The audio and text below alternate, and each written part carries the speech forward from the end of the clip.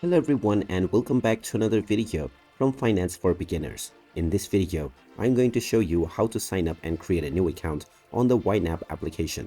So let's get started right away. First of all, open up the YNAB application on your device, and once you open it up, if you don't already have an account, tap on the Try YNAB for free option.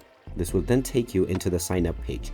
Go ahead and type in your name, and then continue forward and answer a few of the questions. After filling out the questionnaire in regards to your spending and other important stuff, this will create your financial portfolio, and now your budget plan has been created.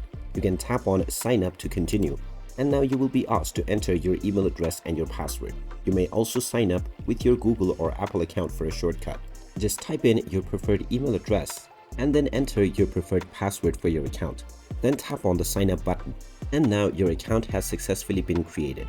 You can choose any payment plan if you wish to subscribe to a premium service or continue to use the free version.